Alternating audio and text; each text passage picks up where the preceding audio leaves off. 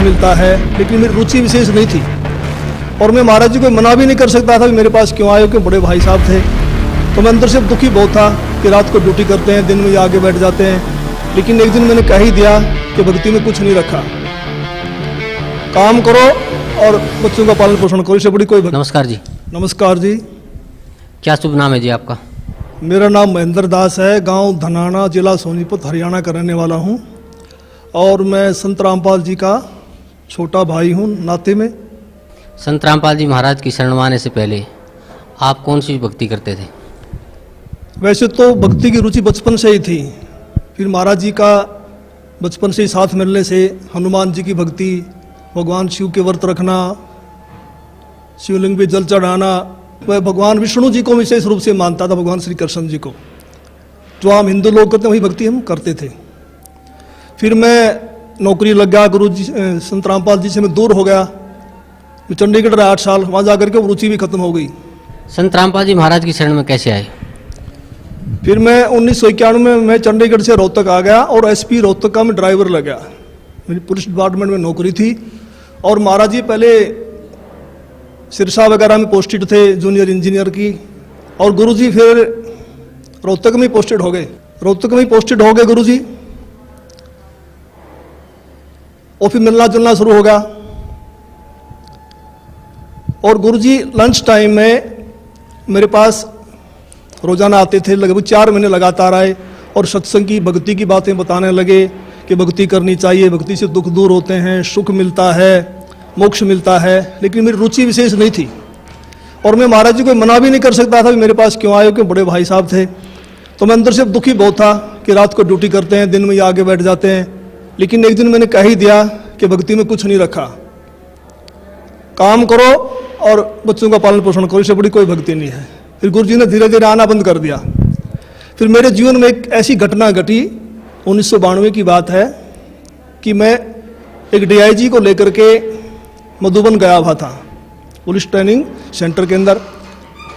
रात को वहाँ ठहरे, मैं सुबह सोकर उठा तो मैंने देखा, मैं चारपाई पर लेटा हुआ, मेरी आंखें खुल गई। तो लेटे लेटे मैं क्या देख रहा हूँ कि मेरे पैरों की तरफ उस मकान यानी कमरे में 2 खिड़कियाँ थी। एक खिड़की में महाराज जी कम से कम 8-10 फीट ऊपर आसमान में बैठे हैं। वो सीन मुझे आज तक याद है। काले रंग के चश्मे लगा रखे थे, लाइनिंग वाला शर्ट, काली पैंट, और ऐसे बैठे हैं जैसे पद्म आसन होता है, हाथ जोड़कर। तो संत रामपाल जी की तरफ 2 पैर दिखाई दे रहे हैं, घुटने से नीचे बिल्कुल लाल रंग के, जैसे सूर्य सुबह निकलता है। तो मैं देख कर डर गया। मैंने अपनी घड़ी देखी, द्वार पे एक घड़ी लगी हुई थी, उसको देखा भी 7 बज गए हैं। दूसरी खिड़की से देखा तो शहतूत का पेड़ है, चिड़िया बैठी हैं। लेकिन मैं ये सीन क्या देख रहा हूँ, कम से कम 5 मिनट मैंने सीन को देखा। तो मैं डर गया कि मैंने समझा कि भाई कहीं गुरुजी मर गए हैं, उनकी आत्मा मुझे मिलने के लिए आ रही है। उस समय फ़ोन भी नहीं थे, मैं DIG को बोल भी नहीं सकता था कि मेरा भाई मर गए हैं। तो मैं बहुत चिंतित हो गया। हम 1 बजे मधुबन से रोहतक के लिए चले, हम लोग 3 बजे वहाँ पहुँच गए। मैं गाड़ी खड़ी करके सीधा मकान पे गया, गुरुजी के मकान के ऊपर। तो जाके मैंने देखा गुरुजी ठीक ठाक मिले, मन में शांति हुई। तो गुरुजी ने पूछा भी कैसे आना हुआ आज दिन में, कैसे टाइम मिल गया। तो मैंने घटना के बारे में बताया। मैंने कहा जी मैंने तो ऐसे ऐसे एक घटना देखी सुबह सुबह, मैं डर गया कहीं आप मर ना गए हो। तो महाराज जी ने कहा कि मेरे स्वरूप में कबीर परमेश्वर आए थे और अब आपको भक्ति मिल जाएगी। तो मैंने कहा जी मैं तो ड्रिंक्स वगैरह कर लेता हूँ, वो छूटती नहीं, भक्ति कैसे करूँगा। तो गुरु जी ने कहा जा आज के बाद नहीं पिएगा। तो उनके एक शब्द से ऐसी दीवार खड़ी होगी कि आज 1992 की बात है, आज 2013 हो गया, यानी लगभग 21 वर्ष हो गए। वो आज तक मैंने शराब को छुआ तक नहीं है। तो उसके बाद गुरुजी ने अपने गुरुजी से मुझे नाम दिलवाया, संत राम देवानंद जी महाराज से। उस समय गुरुजी को आज्ञा नहीं थी नाम की। मैं भक्ति में ज़रूर लगा क्योंकि महाराज जी बताते थे कबीर साहब पूर्ण परमात्मा हैं, इनसे सबसे ऊपर हैं। तो मैंने उनको उदाहरण दिया कि पुलिस में तो ऐसे होता है, उसमें पुलिस वाले बहुत नाजायज़ किया करते। कोई कहता मैं फलां का सिफारशी हूँ, उसको पकड़ लिया तो उसकी कुटाई कर देते थे, फ़ोन आता छोड़ देते, हमें नहीं पता जी आपका था, कहीं ऐसा ना हो कि ये नीचे देवी देवता हमें कूट दें और जब तो कबीर साहब ऊपर से आए। लेकिन मैं लगा जरूर रहा, लेकिन विशेष विश्वास नहीं था भी कबीर साहब पूर्ण परमात्मा है। तो महाराज जी ने कहा कि आप ये नाम जपते रहो, इन नाम से आपका विश्वास हो जाएगा। तो फिर 1994 में गुरु जी को आज्ञा होगी नाम की, फिर महाराज जी ने दोबारा से हमारे को नाम दिए, फिर सार नाम दिया, मैं भक्ति में लगा रहा। लेकिन कबीर साहब के बारे में मैं पूछता था कि वेदों में दिखाओ, गीता जी में दिखाओ, तो महाराज जी कहते समय आने तो सब कुछ दिखाऊंगा मैं, अब ये करते रहो। तो फिर ऐसी घटना घटी कि एक दिन मैं सोया हुआ था और मेरी आत्मा निकल के ऊपर ब्रह्मांड में चली गई, बहुत ऊंचाई पर। वहाँ विष्णु भगवान खड़े हैं श्री कृष्ण जी के रूप में, उनके सिर पर ऐसे मोर का चंदा है, मोर मुकुट है, और मेरे से कह रहे हैं कि जिस भक्ति पे आप लगे हो ये भक्ति बड़ी कठिन है, ये मार्ग बड़ा कठिन है, अगर इतना आसान होता तो सभी यहाँ से निकल जाते। और एक बात का ख्याल रखना, मेरे भक्तों को मत तोड़ना।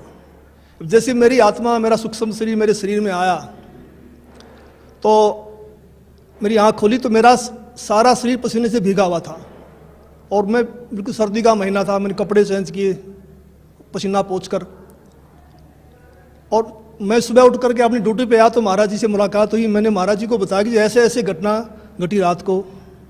तो महाराज जी ने कहा कि आपको विश्वास नहीं हो रहा था कबीर साहब के बारे में और आप कृष्ण जी को ज़्यादा मानते थे, इसीलिए कृष्ण जी के मुख से ही आपसे कहलवा दिया गया है कि ऊपर और शक्ति है और रास्ता है। तो उस दिन के बाद मैंने पीछे मुड़ के नहीं देखा और फिर मैं सही ढंग से भक्ति करने लगा। सर, संत रामपाल जी महाराज से नाम उपदेश लेने के बाद आपको क्या क्या लाभ हुआ? पहले मैं सांसारिक लाभ बताऊंगा आपको, खासकर शरीर के लिए।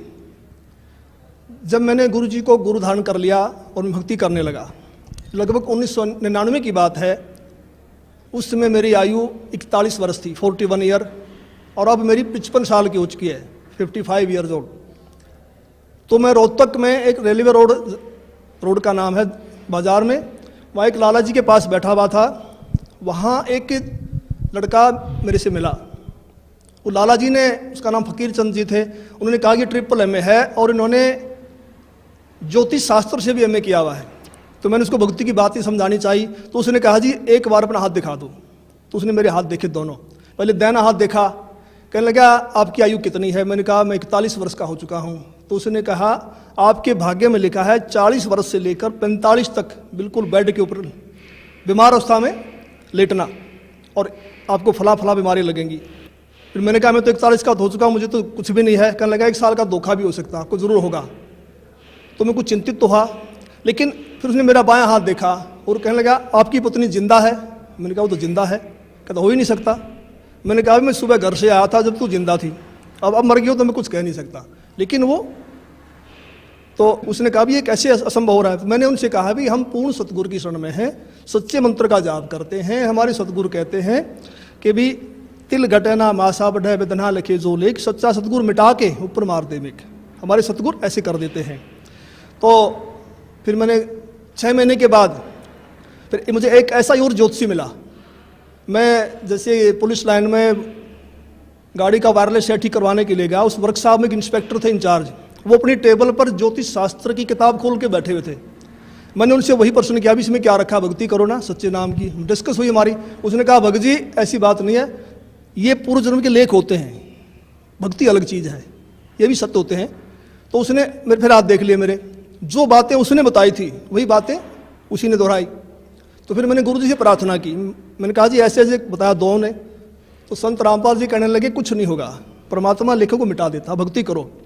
तो संत रामपाल जी की दया से, इनकी सच्ची भक्ति से उस पीरियड के दौरान मेरे को जुकाम तक नहीं हुआ, बुखार तक नहीं लगा। और आज मैं 55 वर्ष का हो चुका हूँ, मेरी पत्नी भी जिंदा है। और मेरी जो घरवाली थी उनका नाम राजबाला है, और वो भक्ति में विशेष रुचि नहीं रखती थी, वो किसी को भी नहीं मानती थी, बस अपने काम धंधा करती थी। तो एक बार 2004 की बात है, उसकी दोनों उंगलियां सुन्न हो गई दाहिने हाथ की। और मेरे से कहने लगी मुझे दिखा नहीं तो हाथ सूख जाएगा। को पड़ोस के कह रहे थे एक हाथ सूख गया, ऐसे ही बीमारी लग गई थी।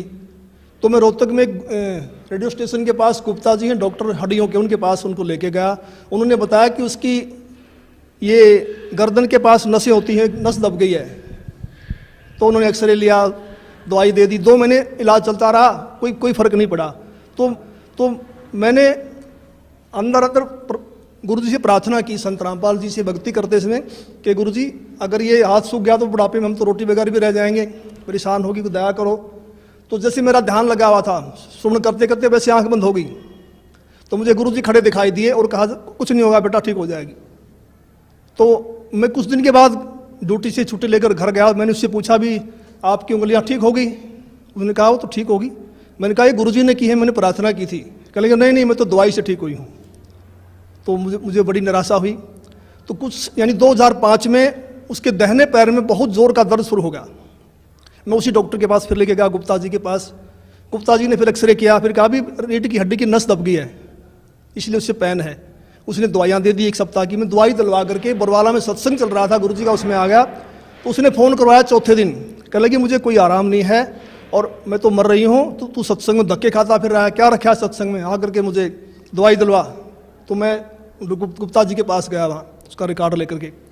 गुप्ता जी ने कहा भी अब तो इसका ऑपरेशन होगा और कोई इलाज नहीं है। तो ऊपर से इलेक्शन थे हरियाणा में 2005 फरवरी में। तो मैंने कहा जी 1 सप्ताह इलेक्शन का, हमें छुट्टी नहीं मिलेगी, आप ऐसा कर दो, ऐसे इंजेक्शन लिख दो, कितने ही महंगे हैं, जो 10 दिन निकाल दें, फिर मैं ऑपरेशन करा लूँगा। तो उन्होंने इंजेक्शन लिख दिया। मैं दवाई लेकर के पुलिस लाइन में जाके अपने बॉक्स में रख दिए। सुबह ड्यूटी करके फिर जाऊँगा घर।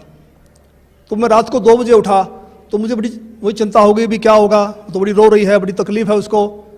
तो मैं भक्ति करके सुबह का नित्य नियम करके अपने सुमन करके मैं दोबारा सो गया। और सोते समय मैंने प्रार्थना की कि हे परमेश्वर, हे गुरुदेव, ठीक तो आप ही करते हो, अब की बार ठीक भी करो और ये एहसास करवाओ कि आपने ही किया है, करने वाले तो आप ही हो।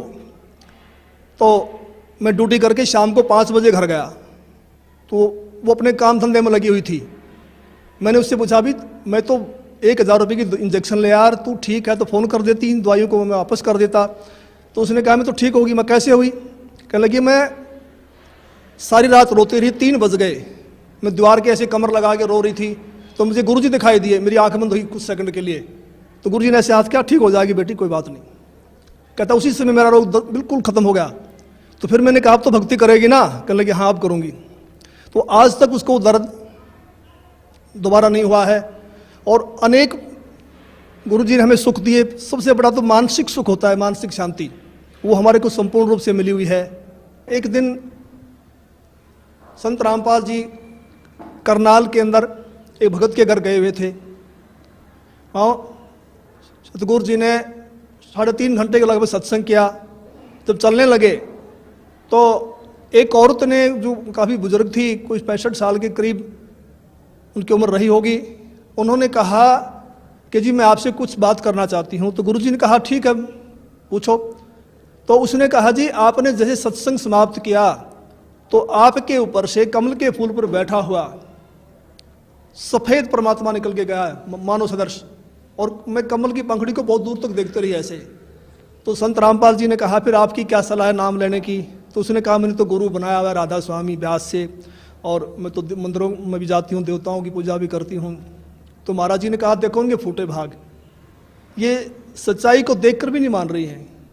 तो फिर हम चल पड़े। उस समय गुरु जी के पास सुमो गाड़ी होती थी, हम दिल्ली साइड में जा रहे थे। मैंने महाराज जी से प्रश्न किया कि महाराज जी परमात्मा का भी अजीब खेल है, जो ढूंढ रहे हैं उनको दर्शन नहीं दे रहे, और जिनको दर्शन दे दिए, जो इनको प्रकट होके बता गए,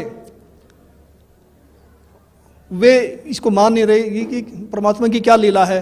तो महाराज जी ने कहा ये बुद्धि से परे का विषय है और इसको आप नहीं समझ पाएंगे। फिर मैंने कहा जी बताओ, दया करो। तो संत रामपाल जी ने बताया कि ये औरत 600 वर्ष पहले जब कबीर परमेश्वर आए थे उनकी शिष्या थी। इन्होंने लगभग 5-6 महीने भक्ति की, फिर इन्होंने नाम छोड़ दिए।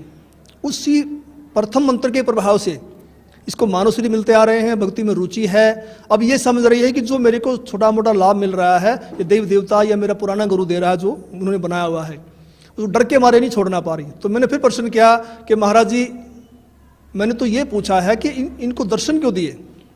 तो गुरु जी ने कहा संत रामपाल जी बोले कि परमात्मा किसी की उधार नहीं रखता, कि कल को मरेगी, नरक में जाएगी, वहाँ उसको बड़ा कष्ट होगा। जब आत्मा रोती है तो परमात्मा को आना पड़ता है, मन की नहीं सुनता परमात्मा। तो फिर ये आत्मा वहाँ सवाल करती है कि जी आपकी भक्ति का हमें ज्ञान नहीं था, हमने भक्ति तो बहुत की। तो वहाँ परमात्मा ये सीनरी दिखाएंगे, ये सारी फिल्म दिखाएंगे कि 3-3.5 घंटे मैंने सत्संग सुनाया, आप क्या भक्ति कर रहे हो, इसका क्या लाभ है, मेरी भक्ति क्या है, और जाते समय दर्शन दे दिए। तो परमात्मा ने अपने सिर से भार उतार दिया, पर ये आत्मा बोल नहीं पाएगी, चुप हो जाएगी।